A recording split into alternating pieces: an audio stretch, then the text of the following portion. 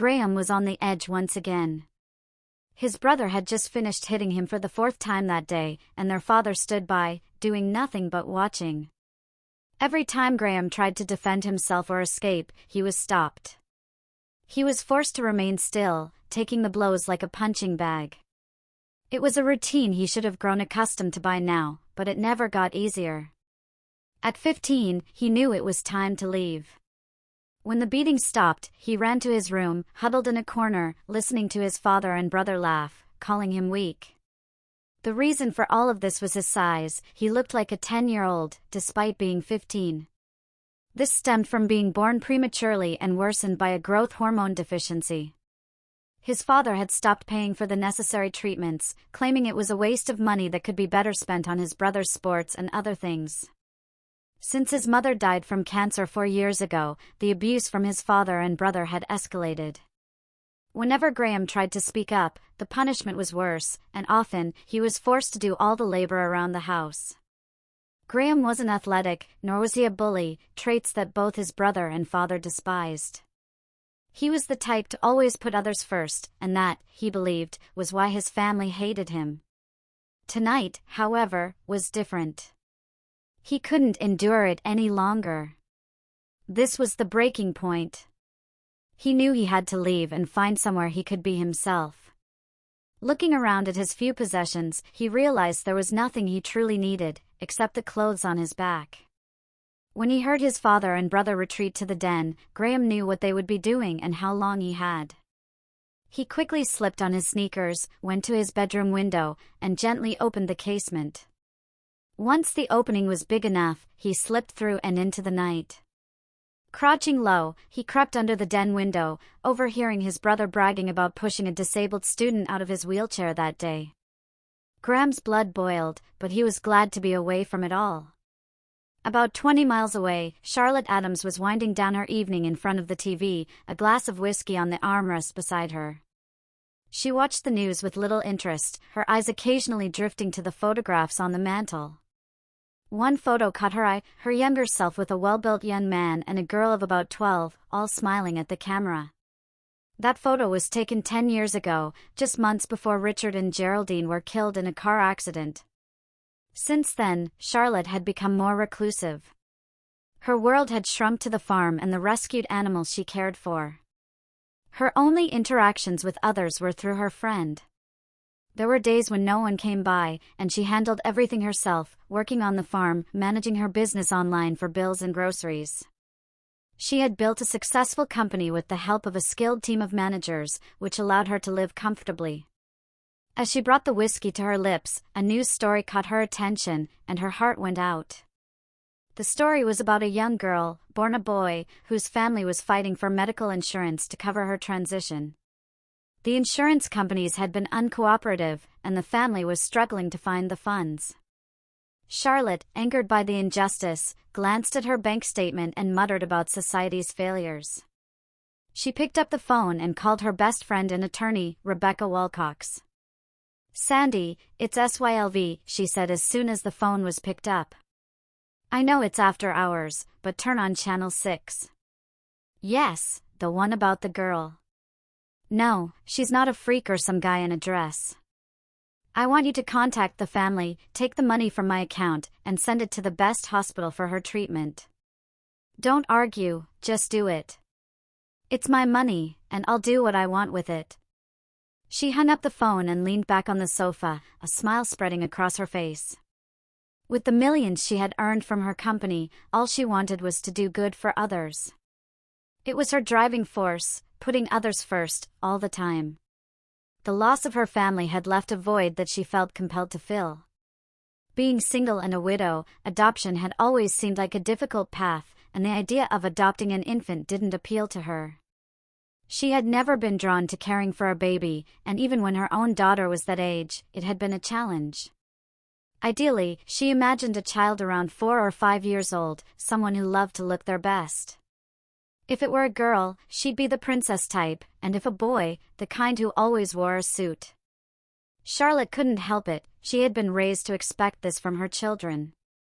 Her daughter, however, was the rebellious type, always resisting the clothes Charlotte picked out for her. Eventually, Charlotte gave in and allowed her daughter an allowance to buy her own clothes. While it stopped the fighting, it seemed to push them further apart. She accepted it as part of life and moved on, but the memory of that fateful night lingered in her mind. It shaped her views on how she treated others and fueled her desire to help.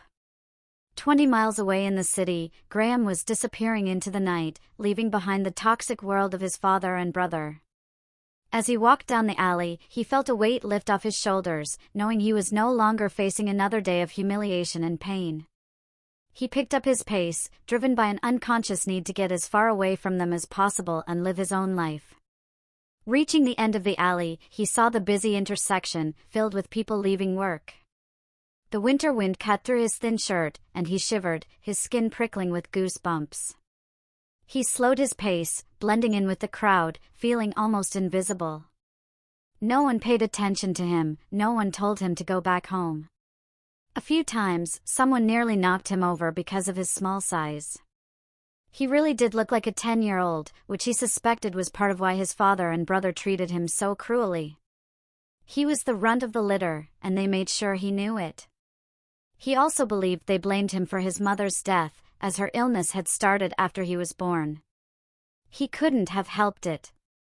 Both he and his brother had been late pregnancies, his brother 2 years older, taller, and much more muscular. Graham's father was proud of his older son's physicality and encouraged it. As Graham continued down the sidewalk, the crowd grew thicker, and he was jostled more. All the while, he feared his father or brother might have noticed he was missing, but the dreaded hand on his shoulder never came. He kept walking, not caring where he was headed, just eager to put as much distance as possible between himself and what he considered his personal hell. Without thinking, he stepped into the street. Before he could react, he heard screams, and then he looked up to see a terrified semi-truck driver frantically signaling for him to move. His mind went blank as the front grille of the truck loomed closer. The impact was sudden and painful, like fire blossoming in his chest. He gasped for air, feeling like he was trying to breathe through flames. Each breath felt agonizingly slow. As if in a dream, he collapsed to the ground, and amidst the chaos around him, he felt something, maybe a coat, being draped over him. As the crowd gathered around what appeared to be a small child lying on the road, the truck driver stepped out of his cab, visibly shaken.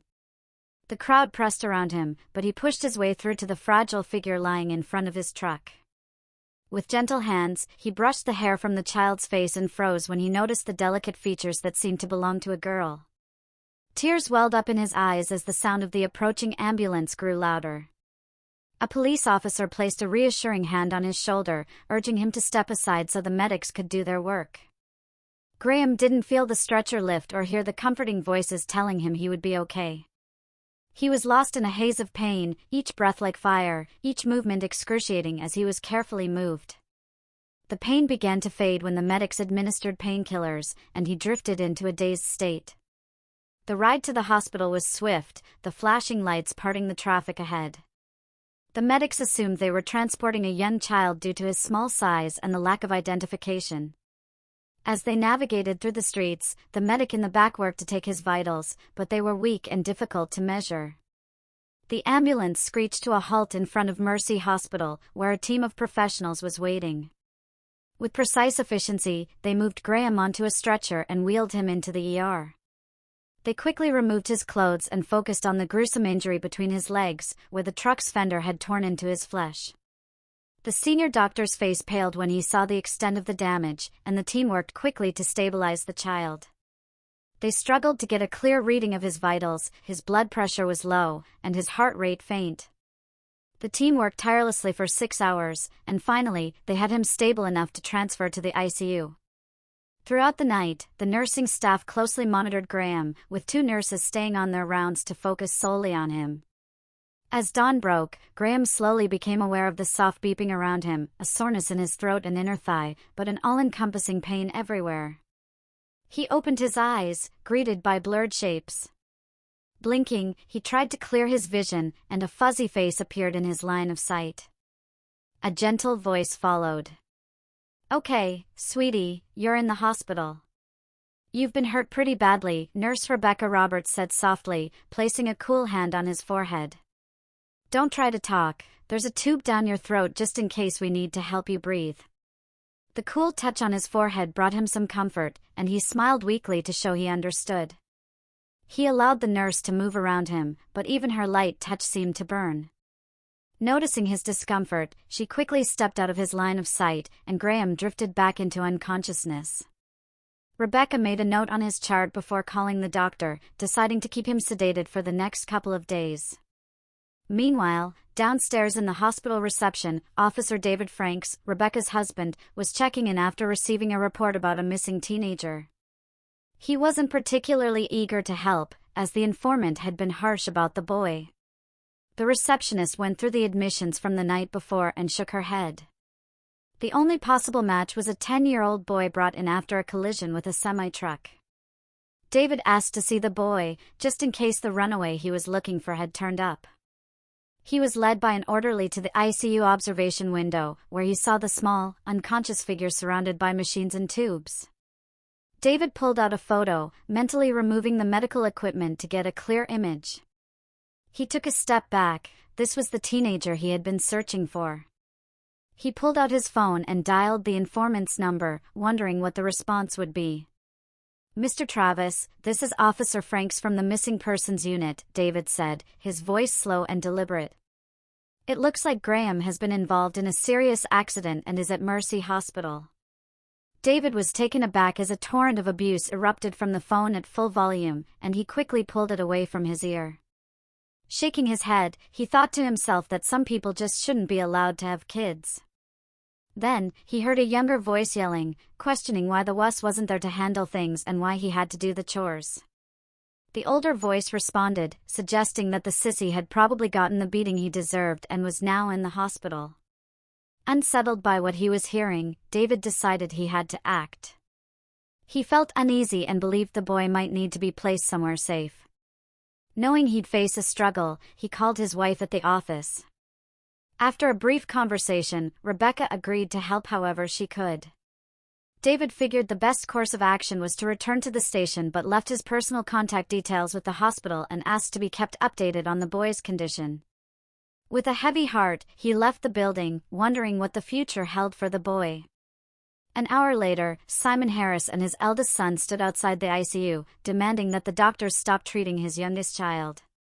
He was ranting about the high cost of medical bills and treatment, adamant that he didn't want the expenses associated with the boy's care on his bank records.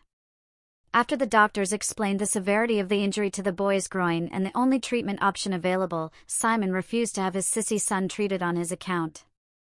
He knew Graham had always been closer to the girls in the neighborhood than the boys. As Simon stormed away, an authoritative woman walked down the corridor and spoke with the doctors. Simon shook his head and grabbed Stephen by the shoulder, and they both marched out. Rebecca watched the unpleasant man and his son leave, then turned to the nurse who had filled her in.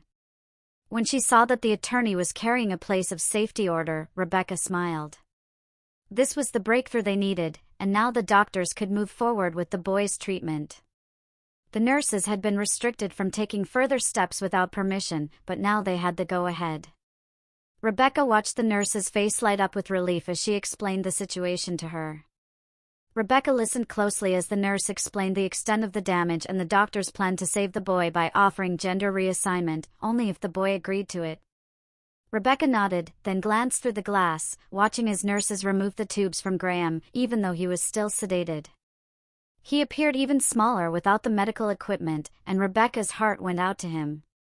His face looked almost too girlish, delicate and childlike. Rebecca followed the orderly and nurse as they transferred Graham to the pediatric unit 2 floors below. The nurse seemed surprised by how small the boy was and smiled as she led them to a private room. The trio gently moved Graham onto a bed with crib rails to prevent him from falling out if he had any issues. Rebecca smiled, feeling that the rails only made the child appear even smaller. Audrey Travice, the senior nurse on the pediatric floor, looked at Graham lying there and felt her heart soften. To her, this boy was just too beautiful to remain a boy. She believed that gender reassignment would bring him happiness. She trusted her instincts when it came to her patients. 2 days later, Graham showed enough signs of improvement, and his sedation was gradually reduced. Slowly, he started to regain consciousness. As he opened his eyes, he looked around and realized he could still hear the beeping of the machines beside him, but the room was different. It felt brighter and smelled fresher. A gentle breeze flowed through the open window, and Graham smiled, feeling the breeze on his face. He tried to speak, but his throat was still sore. As he took in his surroundings more closely, he was surprised to see metal bars about a foot away from the bed. The smell reminded him that he was still in the hospital. Graham's thoughts were interrupted when a young candy striper entered the room. She smiled at him as she changed the flowers on the bedside table, then nodded and left. A short while later, a nurse came in, but this one was wearing surgical scrubs with a childish print, and Graham noticed that the room's decor seemed designed to make younger patients feel safe. "Good morning, sweetie. I'm glad to see you're awake. Do you feel any pain?" she asked, and Graham glanced at her name tag, reading Audrey. "I kind of hurt all over, but it's not as bad," Graham replied, watching the nurse. "Audrey, how long have I been out?" "A few days, honey. Your body just needed some time to recover. Now, relax. I need to check your bandages and remove the feeding drip, so just stay still." Graham was a little taken aback that the nurse was treating him so much like a child, but he was too exhausted to protest. He watched her carefully as she worked, gently checking his body and changing the stained bandages. Her touch was soft, almost like how he remembered his mother's touch. He felt himself relaxing under her care and smiled. Just as she was finishing, a woman knocked at the door and waited. She looked like a social worker or lawyer, dressed in a formal business suit with a briefcase. Her stern appearance softened as she smiled, her eyes and expression radiating kindness. "Good morning, Graham. I'm glad to see you're awake. I'm Rebecca Franks," she said as she approached the bedside. "No, I'm not from Child Services, but I do need to talk to you." She pulled out a plastic chair, sat down, and before she could continue, a uniformed police officer knocked at the door. Rebecca motioned for him to enter. The officer introduced himself to Graham and expressed surprise that his father had reported him as a runaway. Once the adults were settled, the questioning began about Graham's home life and the treatment he had endured. Graham was shocked to learn he was now under social services protection because of his father's outburst. The realization that he had nowhere to go was both a blow and a relief. He explained the bullying he had faced from his sibling, encouraged by his father. As he spoke, tears began to fall as he recalled the suffering he had endured at their hands. Rebecca sat in stunned silence, taking notes, while her husband struggled to control his anger as he listened to the painful story. He was surprised to learn that Graham was actually 15, despite appearing younger due to a hormone issue that his father had refused to treat. David, the officer, reminded himself that the boy was no longer under that roof. Until Graham's treatment was approved and he could be placed in foster care, he was David's responsibility as the liaison between the hospital and the police department. Rebecca's heart broke as she watched Graham cry while recounting his experience.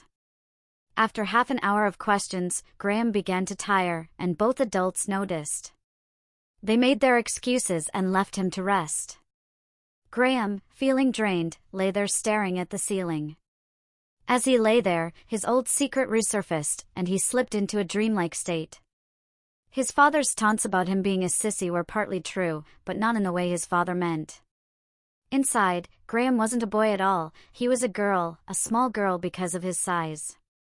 In his dream, he saw images swirling in his mind.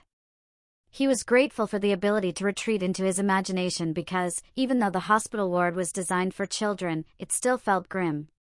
In his dream, he was sitting at a table, surrounded by the smell of home-cooked food. He felt flour and fat on his hands, looked down, and saw he was working with cookie dough. As he looked around, he saw a young girl in the window, wearing a Disney princess t-shirt and having her hair in bunches, looking around 8 years old. Further in his dream, he saw a woman leaning over the stove, sliding a baking sheet into the oven. A smile spread across Graham's face as he realized that he was the young girl. A sense of completeness and peace filled him. Graham was pulled from his thoughts by a gentle touch on his shoulder. Coming back to the present, he saw Nurse Audrey standing next to his bed, unhooking wires. "Graham, we need to move you for a little while. The doctors are concerned about the damage you've sustained and need a better look inside," she said. Graham couldn't help feeling a bit irritated that she was speaking to him as if he didn't understand. Before he could respond, an orderly began pushing his bed out of the room. To his surprise, Audrey was following them, though her mention of the damage being pretty bad left him feeling anxious. They moved down the corridor to an elevator, and Graham tried to sit up to see what was going on. Audrey gently pressed him back down with a soft wag of her finger. They descended 3 floors and entered a hallway that smelled of disinfectant and machinery. Graham noticed the signs for X-ray and medical imaging. As they passed through a set of double doors, his eyes widened in shock. The room was dominated by a large machine, surrounded by computers. A technician in a white coat was busy working around it. The technician turned and approached the bed, his name tag reading Dr. Wozies. He had an oriental appearance, and his smile was warm and genuine.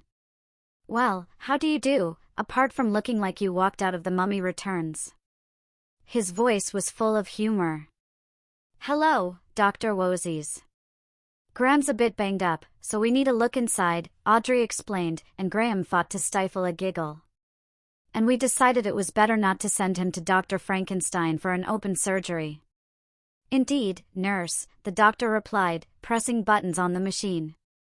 "At least we don't need to know if his funny bone is damaged, that seems to be working just fine." He chuckled as he continued adjusting the machine. "And how many times do I have to tell you, call me Ian?" Ian Wozies tapped the screens, muttering about Yankee machinery before gently hitting the screen. He then turned to Graham, explaining that the machine was an MRI scanner, which used powerful magnets and the body's magnetic field to see inside him. He warned Graham that the machine would be loud, with clicking and vibrations, and that the table would move slowly through the large hole of the machine. Just then, another doctor joined them, Dr. Helen Birch, who spoke with an English accent. She explained that, due to the severity of Graham's injuries, she would offer her opinion on the images as soon as they were available. Graham was transferred onto the MRI machine's table, and the whirring began, accompanied by clicking sounds and vibrations. The noises overwhelmed him, and he started to feel scared. Without realizing it, tears began to fall. The table stopped, and Audrey gently wiped the tears from his face, encouraging him to be brave. Graham nodded, trying to swallow his fear as the table started moving again. This time, he was prepared and managed to control his anxiety as he was swallowed by the machine. The clicking and vibrations became painful, but he focused on keeping his fear under control. In the imaging booth, the 2 doctors watched as images flashed on the computer screen, forming an animated representation of Graham's internal organs. When the images reached the lower part of his body, Dr. Birch froze. She called up a test image from the computer's memory, took a deep breath, and compared it with the others. Realizing what she was seeing, she made notes, confirming the damage and noting that some areas were healing, while others would require surgery. She also observed a new issue that would need further attention. The vibrations and noises finally stopped, and the table slid back out. For some reason, the process felt too quick, and panic set in. Graham feared something was seriously wrong. He was transferred back to his hospital bed, and the return journey to his room felt long. Audrey remained upbeat, asking Graham about how he was feeling, but he remained quiet, retreating into his thoughts as he tried to process everything. The rest of the afternoon was left to Graham on his own. He appreciated the solitude, sinking back into his thoughts. The imagined world he had created in his mind helped him relax, allowing him to escape the stress of the doctor's concerned looks. He attempted to watch TV, but he couldn't focus on the program. Instead, he lost himself once again in his dream world. Audrey continued to check on him, though her attention felt almost too much, and he wondered if she treated all the patients this way. However, he didn't want to dwell on it. After his evening meal was left for him, Graham had no desire to eat and left it untouched. Audrey peeked in to let him know she was going off shift and reminded him to be a good boy. Graham nearly threw his meal at her in frustration, turning away to stare at the door. She simply smiled and nodded, leaving for the night, and Graham sank back into his thoughts. About an hour later, a young nurse came in to check his vitals and noticed the untouched food. Without saying a word, she moved the meal out of his room. That night, Graham lay awake, replaying the events in his mind, as the darkness of depression crept in. Slowly, he felt himself slipping, the black dog nipping at his heels. As sleep took him, the images in his dreams became more vivid and disturbing. He dreamed he was back at home, facing his father and brother. But instead of the usual beating, his father handed him a dress and told him to change. As Graham did, his father and brother began to laugh, and the beating started. He felt a scream rising in his throat, his heart racing faster. As the panic set in, his blood pressure spiked, straining the shestas in his groin, causing him to bleed. One of the night staff heard the change in his heart monitor and rushed to his side. She saw his small body thrashing in the bed, the bandages around his groin soaked in blood. She hit the panic button, trying to hold him down while keeping him as still as possible. His heart rate was dangerously high, and the nurse struggled to calm him. 2 doctors, along with an orderly, rushed in. In a flash, they administered a sedative through his drip and held him until it started to take effect. The nurse, working with practiced precision, quickly changed his dressings and then sat beside him, gently laying her hand on his shoulder. One of the night doctors updated his records, recommending that a therapist be assigned to Graham as soon as possible. The rest of the night passed without incident, and morning came with Audrey returning to the floor. She read the reports with growing concern, particularly the details of the night's events and the condition of Graham's dressings. She paced slowly in her office, waiting for the therapy team to arrive. While Audrey wasn't usually this involved in patient care, abuse cases, or suspected abuse cases, were her specialty. Graham fell into her care because of his situation. Additionally, his lost and childlike demeanor triggered Audrey's maternal instincts, making her want to care for him. She knew her approach might irritate him, but that was just her way. She read through the notes, her concern deepening as she saw the mention of nightmares and his violent reactions to them. Her eyes fixed on 2 words that jumped out at her: hermaphroditic development. She reviewed the printout included with the notes, which showed a red-marked uterine canal formation on the scan. The phone at the nurse's station rang, and Audrey answered it. The voice on the other end was discussing Graham's case. She made notes in his records, waiting for the doctor on the other side to identify herself. She was surprised to learn that the doctor taking on Graham's case was Dr. Helen Birch, a senior surgeon and psychologist at the hospital, known for her lectures. Helen explained that the case was so unusual, especially after the events of last night, that she decided to take it on personally. Audrey agreed, knowing Helen's expertise and impeccable bedside manner, thanks to her English heritage. Audrey went to check on Graham and found him curled up on his side. His catheter bag showed signs of blood, so she gently pulled back the blankets and saw that his dressings were once again soaked. Without saying anything, she carefully changed the bandages, being mindful not to disturb the area as it started to clot. Graham didn't react as she worked but seemed to relax. Once again, he hadn't eaten, and Audrey wondered if they would need to consider a feeding tube. She hoped that if Helen worked with him, he might begin to relax enough to eat or even open up. Audrey left him to his thoughts, noticing that he had been crying again. She wondered how she could offer him some comfort. On a whim, she walked into one of the empty rooms and noticed a teddy bear left on the bed by the last patient who had been discharged that morning. Audrey picked up the teddy bear, recalling that the patient it had been left for was a 13-year-old girl, probably not all that attached to the new bear her parents had bought her. She took it into Graham's room and slipped it gently under his arm. Without protest, Graham instinctively hugged it tightly.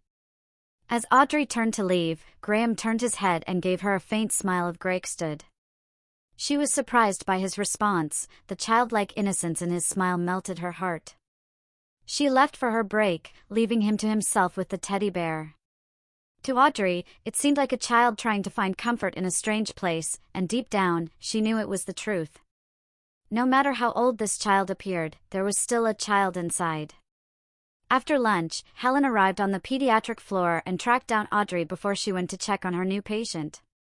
Audrey was sitting at her desk with a mug of coffee, reading a psychology paper. "Good afternoon, Audrey," Helen said, her voice cheerful.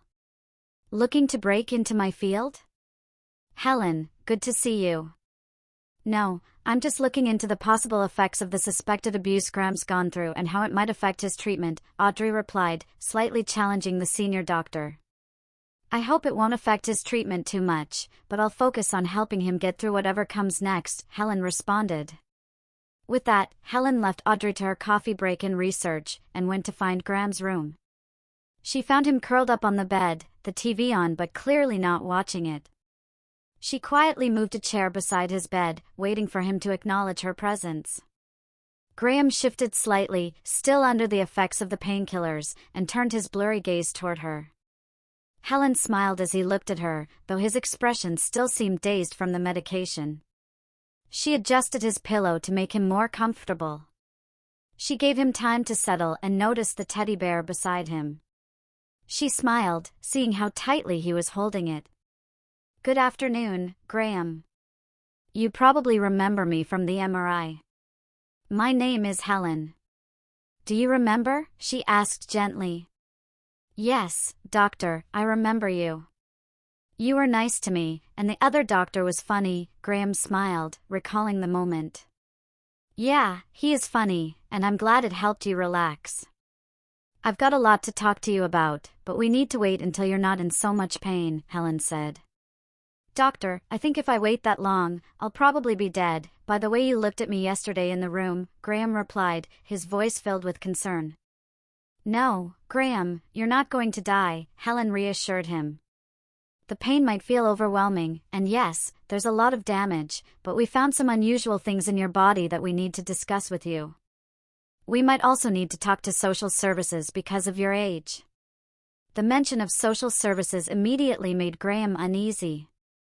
He'd heard nothing good about social services, especially after a boy from his school had been taken away from his family. That boy had changed, and Graham knew his own father didn't want him. There was no one else in the family who could take him, except perhaps his aunt in England, but she was far away.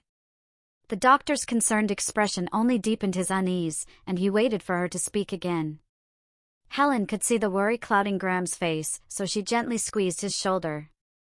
As she did, he turned to face her, his expression shifting from concern to growing anger. He shoved her hand away, glaring at the doctor, his eyes hardening. "Doctor, to tell you the damn truth, I'm sick of being treated like some kid who doesn't understand what's going on," Graham growled, his voice low and intense. Helen was taken aback by the sharpness in his tone. It was clear that it was time to level with him. Her biggest fear had always been that revealing the full truth might negatively affect him, especially given what little she knew about how he'd been raised. But as she looked at him, she was struck by his determination. Despite the bruising and pain, he wasn't acting like the fragile boy she had expected. He seemed more like a survivor, tough and resilient. Taking a deep breath, Helen began to speak honestly, noticing how Graham's anger, though intense, was slowly starting to make her realize just how tough he truly was. She admired his strength as she continued, more determined to help him than ever. Helen gradually calmed Graham down and continued to ask him about his family and how he had been treated. He shared stories of the bullying and teasing he had endured because of his size, the mistreatment by his father and brother, and the humiliations he had faced. As he spoke, he began to open up, his tension easing with the calm, attentive tone of Helen's voice. He started to laugh, his body language growing more relaxed. Helen glanced at her watch and realized it was almost lunchtime, but she didn't want to cut the session short. Just as she was trying to decide what to do, Audrey entered the room. "Okay, doctor, and you, hun, time to put something in those stomachs," Audrey said, her tone firm but softened by a smile as she stood by the door. Helen laughed at the nurse's comment and nodded but wasn't ready to stop yet. "Can you get me a sandwich, and something for Graham too?" she asked Audrey. Audrey nodded, noticing the look in Graham's eyes. She could see the anger still lingering there and realized she would need to adjust her approach to him. It was clear that Graham had strength in him, and she acknowledged it silently.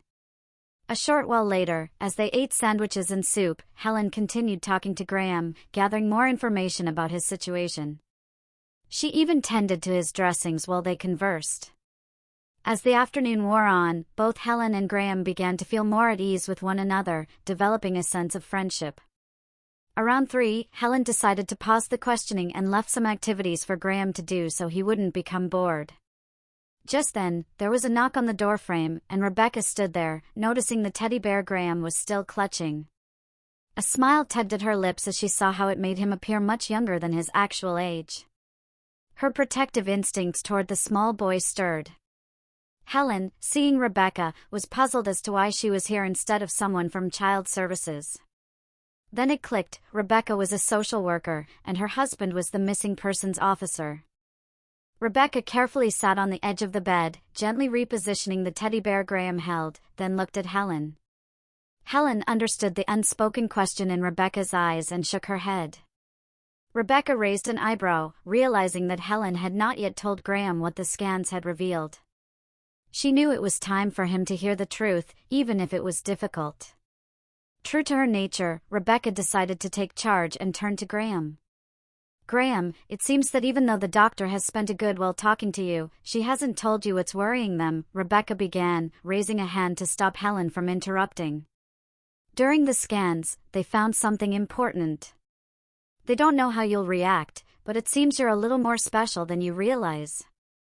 Doctor, what does she mean? Graham asked, his voice trembling, sounding like a frightened child. He turned to Helen, his eyes hard with worry. Helen saw the panic beginning to rise in Graham and cursed under her breath at Rebecca for taking over. She stood, contemplating for a moment, unsure how much Graham could emotionally handle. Seeing the fear in his eyes, she made up her mind. She almost ushered Rebecca out of the room, growling softly under her breath. Once the room was clear, Helen sat on the bed, softening her gaze as she turned to face Graham. She took his free hand in hers, gently massaging his palm and fingers. Graham, do you know what a hermaphrodite is? She asked gently. Yes, I do, Graham replied, his expression confused but willing to listen. It's someone who's both male and female and also the daughter of Venus in Greek mythology. Helen explained what they had found inside his body during the scan. As she spoke, Graham's face slowly clouded, then cleared, and a small smile appeared. Dr. Helen, can I ask you something, please? His voice was quiet as he looked at her. Of course, Graham. You can ask anything, Helen replied softly, holding his hand. Does that maybe explain why I've always felt so different, and sometimes more like a girl? He asked, his voice low and his face pale, anxiously searching her expression for any signs of disgust or hatred. He was surprised when he saw none, and a sense of relief washed over him. Slowly, he began to relax. Helen watched Graham relax, a smile spreading across her face as she saw the hope in his eyes. It shocked her how quickly he seemed willing to accept his difference. His calm response to the news didn't sink in immediately, but as the realization set in, she raised an eyebrow. In the short time she'd known him, Graham had continually surprised her. He absorbed the news with remarkable composure, yet the fear of his possible death had left him shaken. Sometimes he seemed so mature, while at other times, his childlike vulnerability shone through, evoking a deep sense of protectiveness in people. Helen reassured him that there was no evidence suggesting being a hermaphrodite would cause gender confusion. She explained that everyone was different and that the 2 hormones in his system could affect his body in unique ways. However, doctors had little understanding of how those hormones would impact his development, except that it could delay puberty and other physical changes. Graham tried his best to understand, but the medications in his system clouded his mind. Still, he knew this was important. Helen continued, aware that Graham was listening attentively. She could see the intelligence behind his eyes, and as she explained, Graham asked questions, making it a more interactive conversation. After the session, Graham sat alone, processing everything in his head, staring at the teddy bear he had somehow adopted. He noticed for the first time that the bear's fur had a faint pink hue, and when he looked closer, he saw it red, a very special girl on its stomach. About an hour later, Audrey came in and lifted the blankets to check his groin dressings. She smiled as she replaced them with lighter ones, and Graham noticed there was less blood than before. A smile crossed his face as he realized he wouldn't need the painkillers much longer. His mind, however, was still focused on what he had learned about himself. Audrey, sensing his thoughts, didn't interrupt. She gently tucked him in after checking his drips and monitors. As he drifted to sleep, his dreams began to shift to what he had learned, and he sank into peaceful oblivion, a smile lingering on his face. The days passed in the hospital, and as Graham's body healed, he was faced with an important decision by the third week after his accident. Helen had shared more information about his condition as his mind cleared from the medication. Rebecca, the social worker, and her husband had visited often, discussing Graham's family, his mother, and the way he had been treated. They also talked about what he wanted for his future. Over the course of these visits, Graham began to process the options available to him. Helen was right, Graham was far from stupid. Despite his small stature, his mind compensated for it, often operating like a steel trap. He analyzed every decision carefully, categorizing everything that came his way. One Sunday, left alone without any distractions, he finally arrived at a decision. Pressing the call button for a nurse, he waited, the minutes ticking by as his choice settled deeper in his mind. He knew this was the path he wanted to take, but he wasn't sure how to begin. As he waited for the nurse, the door to his room opened. Instead of the nurse, his older brother Richard stood there, a cruel grin on his face. "Well, sissy, looks like you've got it made here, huh?" Richard sneered. "What do you want, Richard?" Graham asked, fear creeping into his voice. Seeing his brother standing there, that sneer on his face, made his heart race. This was the one thing he feared, his brother's cruelty might be about to come true. A short while later, Graham felt a gentle touch on his shoulder and heard a voice. He had fallen asleep, and the encounter with his brother had been nothing more than a dream. He let out a sigh of relief when he saw that the person who had woken him was the candy striper answering his call. Rubbing the sleep from his eyes, he remembered what he wanted and asked her to get Audrey or Helen so he could talk things through with them. She smiled and promised to do so, and Graham settled back, still shaken by the dream. He worried about the possibility of his father or brother finding him. After what felt like an eternity, there was a knock at the door, and Helen poked her head inside. Graham motioned for her to come in and giggled childishly. Helen was caught off guard by this but said nothing, sitting on the edge of the bed and waiting. Graham looked at her, fighting the urge to smile. She looked so serious, all business, and he couldn't resist teasing her. "Helen, I'm wondering something," he said, keeping the smile out of his voice.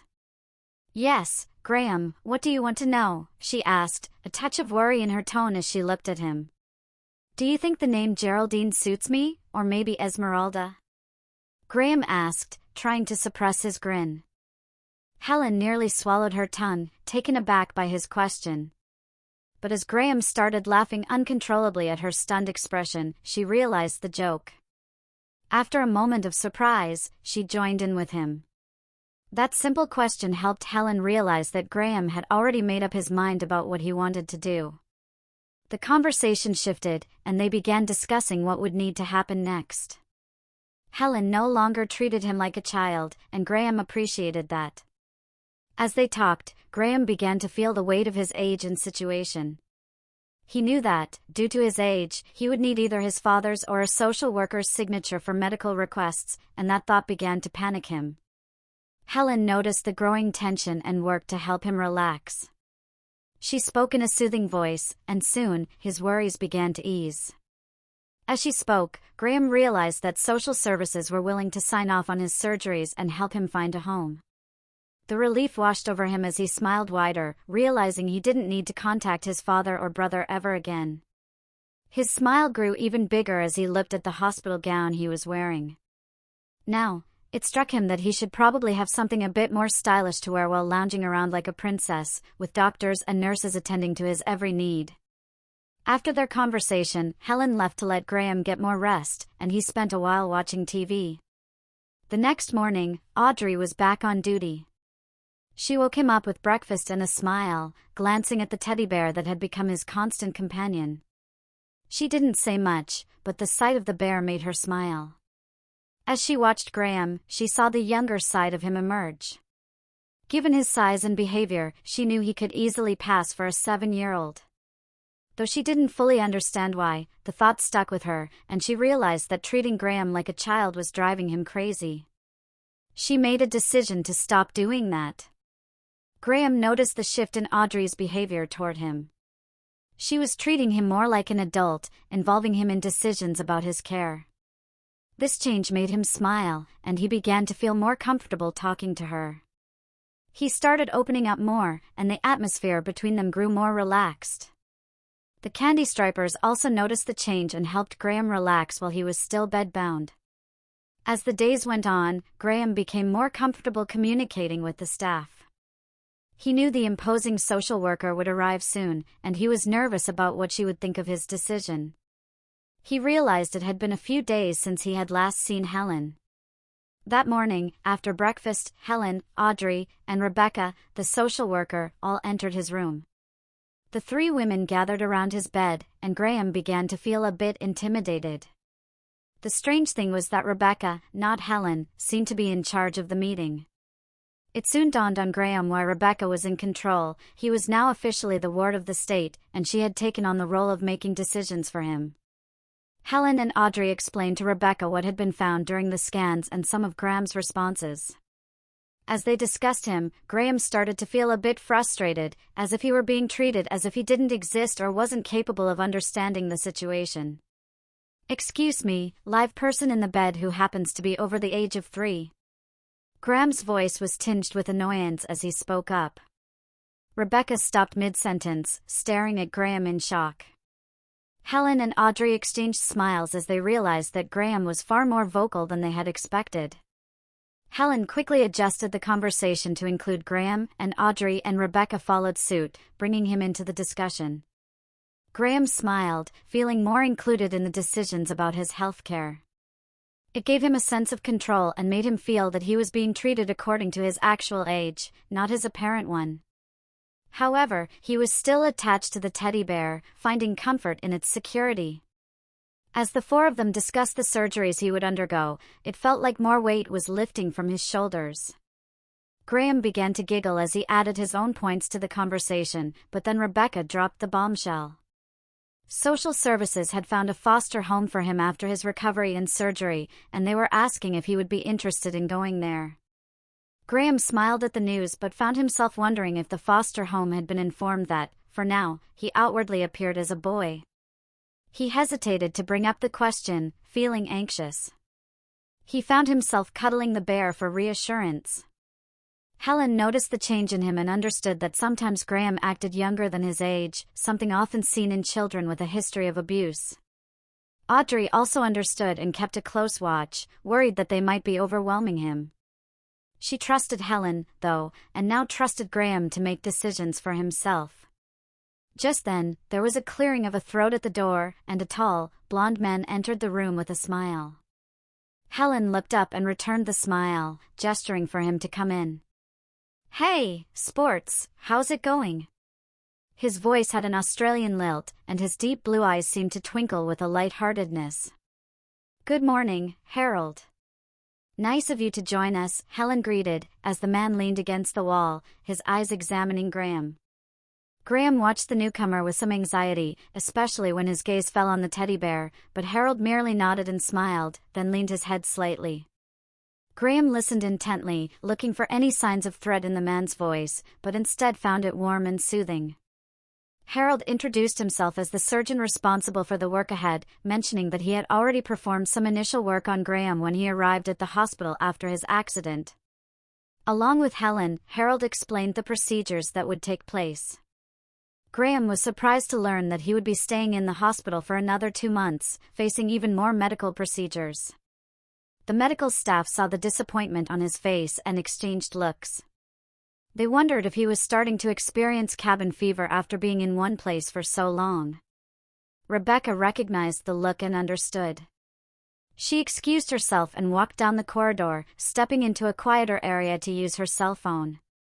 After a few rings, Charlotte answered, sounding slightly out of breath, as if she had been rushing to pick up the phone. "Rebecca, you always call at the worst times, did you know that?" Charlotte said, a slight edge to her voice. "Well, SYLV, I have to keep you on your toes," Rebecca replied, then shifted the conversation. "But it's not about me. It's about Graham, the boy we discussed for fostering.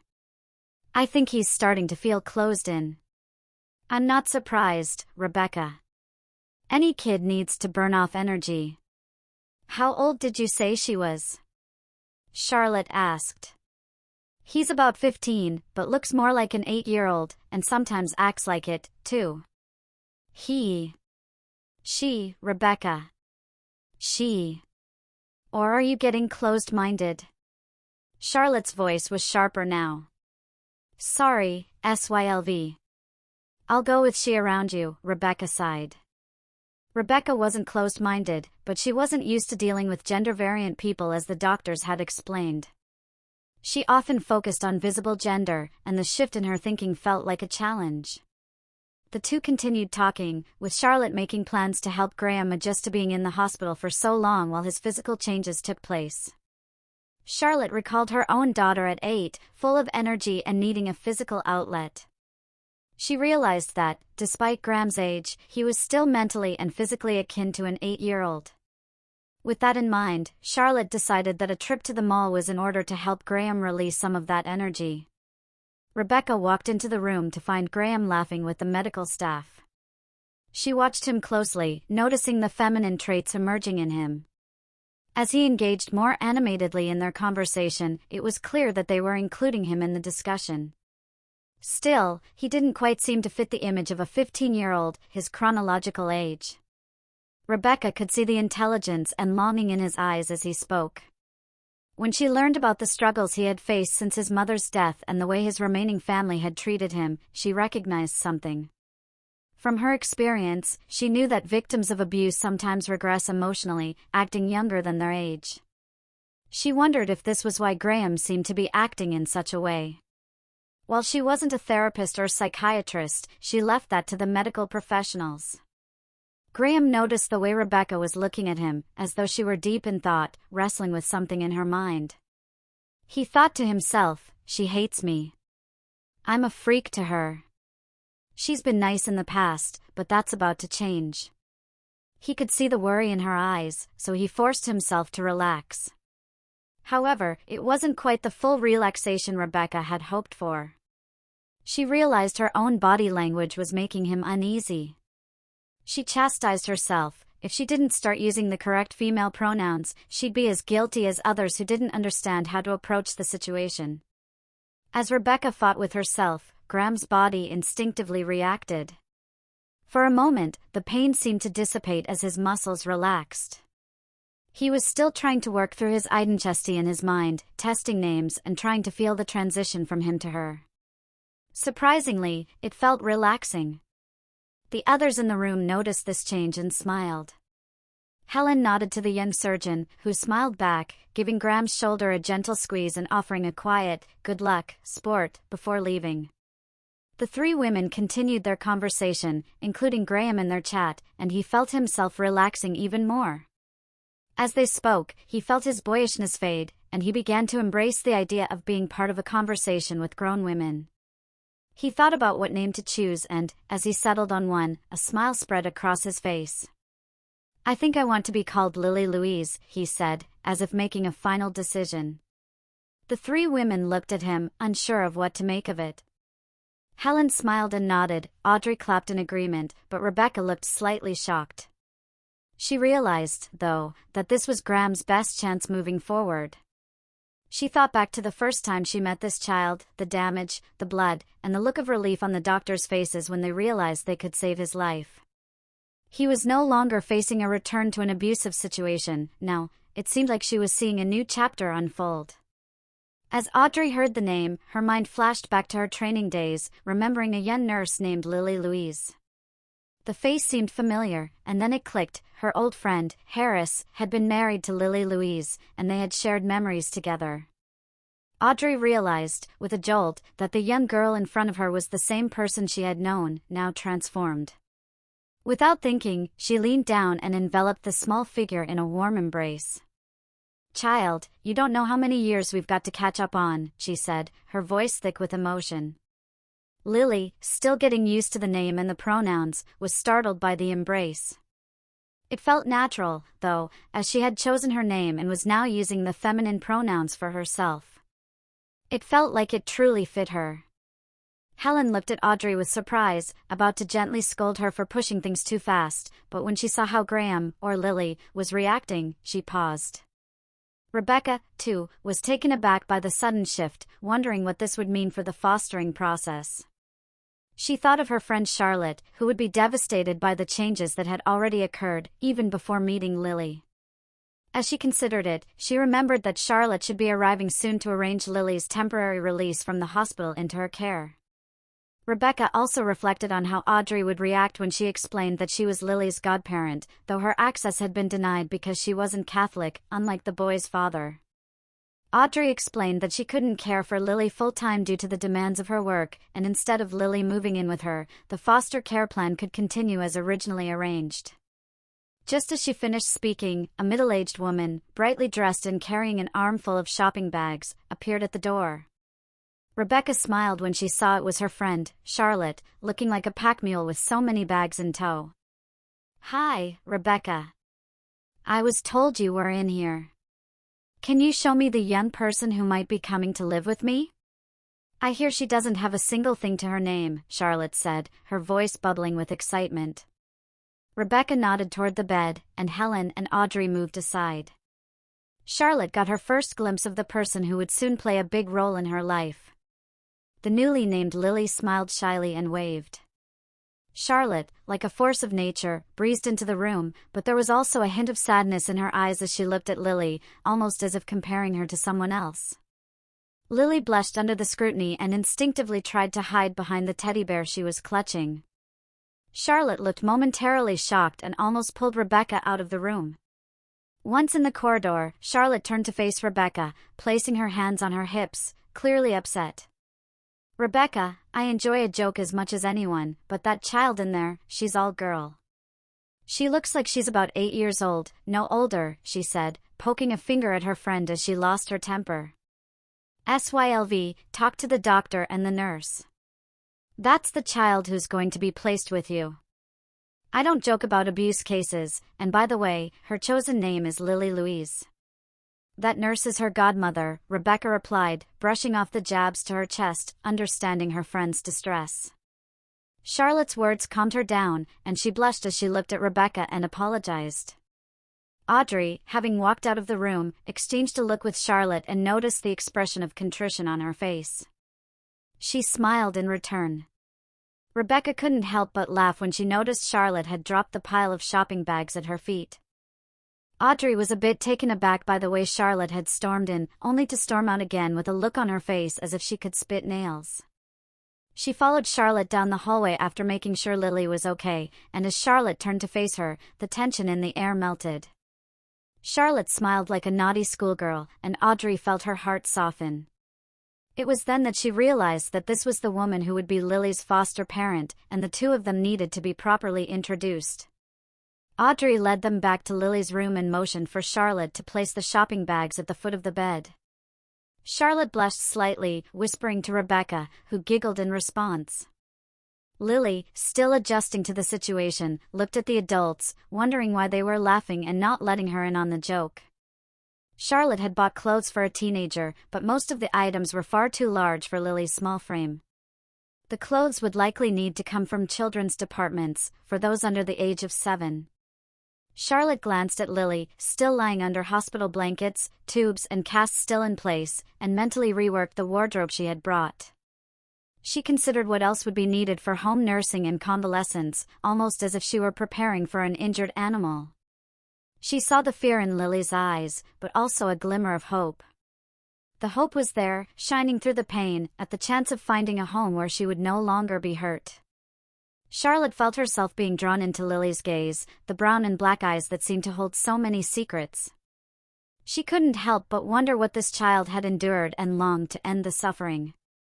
Lily, sensing the compassion in Charlotte, reached out with a small hand and gently placed it on the older woman's weathered hand. Just then, there was a commotion outside the room, and Rebecca poked her head out into the corridor, a growl escaping her lips. To Lily's surprise, her father was trying to push past hospital security, clearly drunk. "Okay, where's the little queen?" His words were slurred and nearly incomprehensible. David staggered down the corridor toward the man in civilian clothes, who was there to pick up Rebecca after she finished with Lily. Lily's father barged into the room, pushing Audrey and Helen aside as he stormed toward the bed. He began yanking off the monitor leads and other medical equipment attached to Lily's small body. Then, without hesitation, he ripped back the blankets, ignoring the bloodstains and the child's screams. When he saw the diaper wrapped around her lower body, he seemed to lose control. He slapped Lily hard across the face, and she cried out in pain, trying to push away as he attempted to pull her from the bed. Just as things seemed to escalate, David rushed into the room. The police officer, breathing heavily, quickly moved to intervene. Audrey and Helen rushed to tend to Lily's wounds, while Charlotte stood at the doorway, her face hardening in anger. Charlotte walked over to where David had pushed Lily's father to the floor and was now in the process of handcuffing him. Her expression was like stone as she watched the pathetic figure being restrained. David looked up, swallowing hard, having witnessed this only once before, when Charlotte stood in court, facing the driver who had killed her husband and daughter. Her Italian heritage had ignited her fury then, and now it was doing the same. Charlotte spat at the man, her voice laced with venom. "You ever come near this child, who is now under my care, and you'll regret it," Charlotte growled. David watched, knowing she meant every word. Lily's father, Joseph, looked at the woman who had spat at him, and for a brief moment, he saw his deceased wife standing before him, scowling. He glanced back at the bed, at the damage he had caused in his drunken state, and saw Lily being carefully cared for by the doctor and nurse. He realized the full extent of his actions, and as he was led away, a tear slid down his cheek. As Charlotte approached the bed, the medical staff worked to calm Lily, who was shaking uncontrollably, sobbing as her thumb found its way to her mouth. Helen remained focused on her patient, understanding that trauma often caused people to regress to a safer, more childlike state. Audrey, too, was aware of this and moved aside as Charlotte gently placed a hand on her shoulder.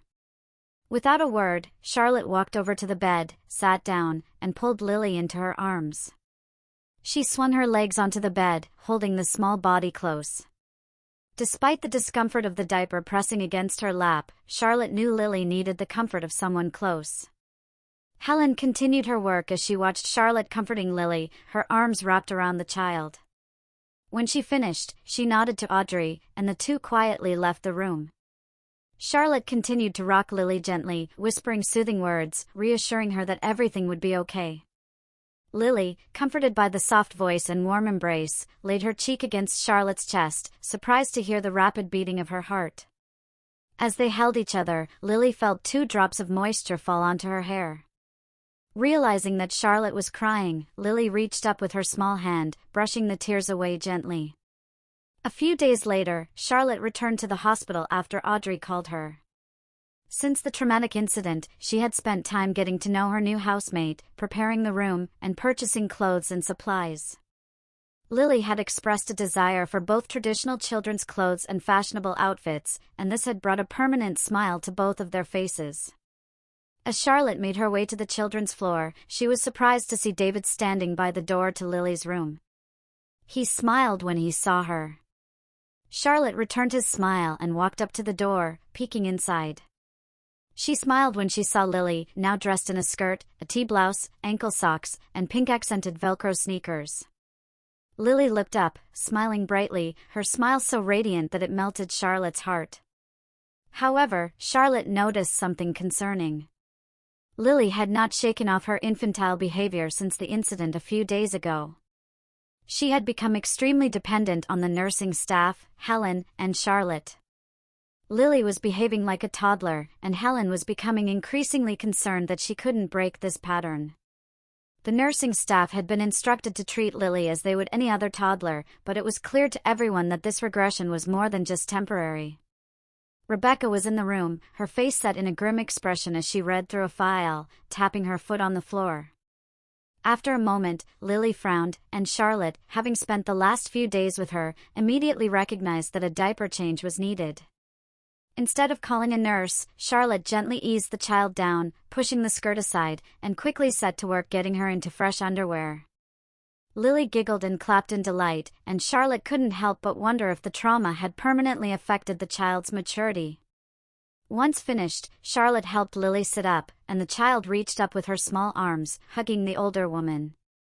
An hour later, Lily's temporary discharge was complete, and Charlotte carefully wheeled her down the corridor toward the outside world.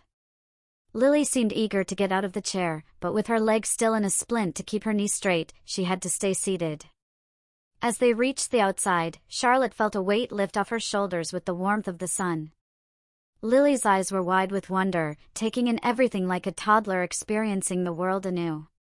Charlotte couldn't help but wonder if she was capable of managing a child who appeared to the world as mentally delayed, but in her heart, she had already made the decision to cope. Inside, Lily was trapped between two parts of herself. One side felt like a toddler, while the other side was still that of a 15-year-old, unable to fully express itself. The trauma from her father's abuse had pushed her mind into a loop, bringing back the pain of those violent actions.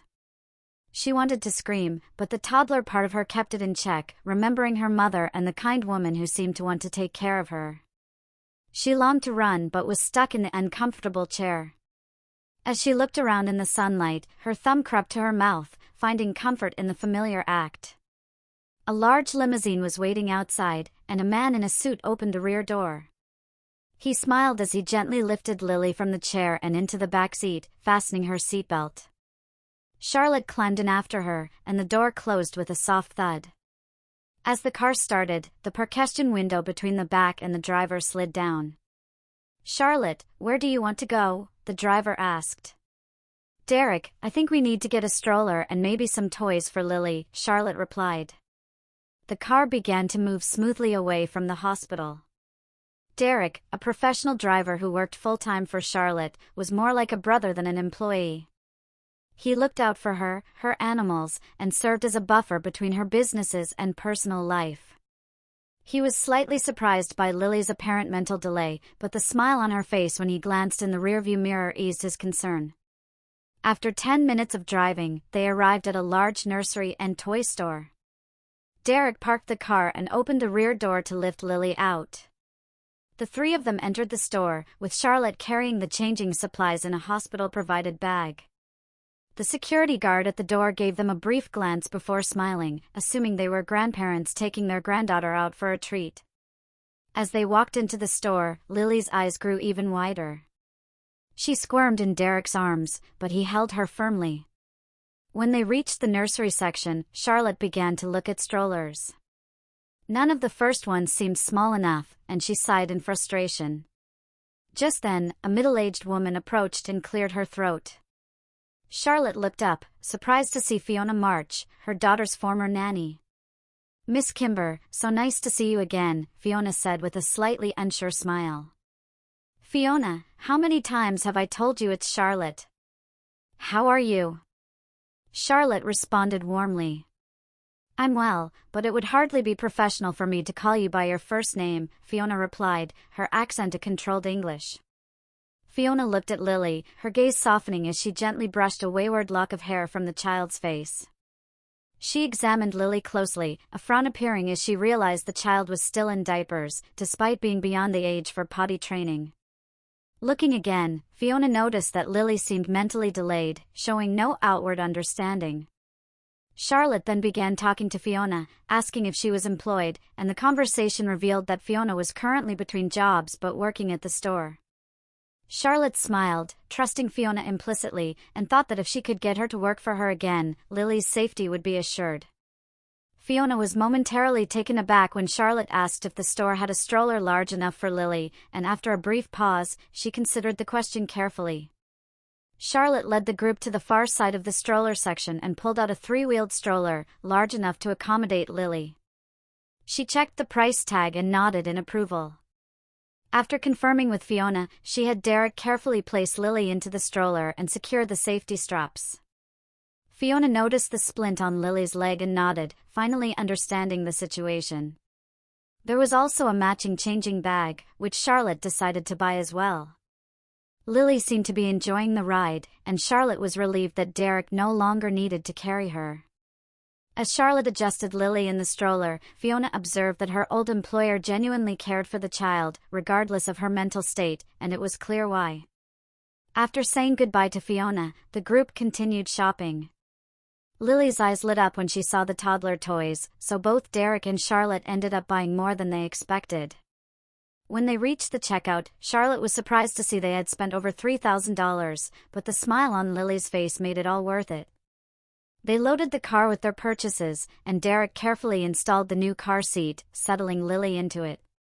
Charlotte managed to get Lily to accept a pacifier, and noticing the time, she decided it was time for lunch. As they drove through the streets, Lily's expression seemed to soften. She dropped the pacifier and began to take more interest in her surroundings. Charlotte noticed the shift, but she remained patient, unsure if it was temporary or if the love and care Lily was receiving were helping her heal. Derek also observed the change in the rearview mirror, surprised by the new depth in Lily's gaze. The infantile behavior seemed to be controlled, and he could see the teenager within her starting to surface. As he drove, he kept part of his attention on the new addition to Charlotte's household, noting how she was reacting to Lily's progress. They arrived at a branch of a chain restaurant. Derek pulled around to the back to unload the stroller, while Charlotte unfastened Lily from the car seat and helped her scoot over the door. Derek smiled as he opened the door and gently lifted Lily into the stroller, securing the straps. The three of them entered the restaurant, where the greeter greeted them warmly and led them to a family table, providing a booster seat for Lily. Once they were settled, they placed their orders. Charlotte insisted on cutting up Lily's burger, which the child seemed to enjoy. As Lily played with her teddy bear and made a mess with the ketchup on her fries, the toddler side of her came through. The greeter came over, and Lily looked up with a smile that was pure innocence and childish joy. Derek watched closely, noting the shift in Lily's behavior. It seemed as though two personalities were battling for space within her. He had a keen interest in psychology and loved reading anything he could get his hands on, often observing how people reacted to others and what was going on inside their heads. Watching the greeter treat Lily like the toddler she was acting as, and Charlotte's reaction as though Lily was her own child, filled him with a new understanding. After the meal, Lily couldn't contain her giggles when she realized Derek was watching her. She crossed her eyes and stuck her tongue out at him, making him laugh. As the greeter brought over their bill, he leaned in and whispered something to Charlotte. Just then, a childish voice rang out from a nearby table. "Mommy, Mommy, that girl's in diapers." A young boy pointed at Lily. She looked around at the noise, her lower lip trembling as tears began to well up in her eyes. "James, behave. You might end up back in diapers if you don't stop." "She was probably very naughty," the mother replied, making Lily's heart ache. Hearing this, Lily let out a gut-wrenching cry, a sound that carried all of her pain. Charlotte's face turned beet red, and she stood up, her fists clenched in anger. She marched over to the table, her back straight, and stood inches away from the woman. The mother looked up, slightly fearful of Charlotte's intense gaze. Charlotte stared at her, her fists tight at her sides, ready to confront the cruelty. The woman began to grow concerned as Charlotte, standing there with clenched fists and a rigid stance, confronted her with intensity. "How dare you?" Charlotte's voice was sharp and filled with emotion. This child has never hurt anyone in her life. In fact, she is the one who has been hurt. As for the diapers, she's not being punished, she's being helped. She suffered so much that her bowel and bladder have been damaged. Charlotte stood face to face with the woman, her face flushed with anger. The woman seemed to shrink under the weight of the words, and her son stared at Charlotte, his eyes wide with shock.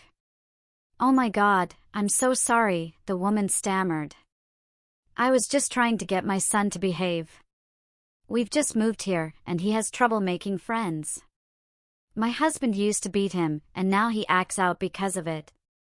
As she spoke, the woman seemed to regain some of her composure, and Charlotte began to soften, offering a small smile of understanding. Derek moved the young boy from the table and gently placed him next to Lily. He motioned for Charlotte to sit and talk. The young boy glanced at Lily, his face turning red when he saw her looking at him. Her smile was shy and innocent, and she seemed so young, like she was about 4 years old. Jonathan watched as Lily focused intently on the coloring page the waiter had given her, carefully selecting a crayon. But when the waiter nudged her chair, Lily flinched, quickly setting the crayon down. Tears welled up in her eyes as she placed her hands in her lap and looked around in distress. Jonathan scanned the room, trying to figure out what had frightened her. The man who was with her didn't seem to notice what had happened. Then, suddenly, Lily began to cry softly, her tears almost silent. Jonathan got out of his chair and, without hesitation, walked around the table. He gently wrapped his arms around Lily, rocking her softly as he looked around to identify what had scared her. He couldn't find anything, but he still felt a protective urge toward her. Derek, noticing the interaction, saw Jonathan comforting Lily and realized that she was still upset. All they could hear from Lily were the repeated words "be good," spoken quietly over and over again. If you appreciated this story and wish to show your support, please consider leaving a like and subscribing to my channel.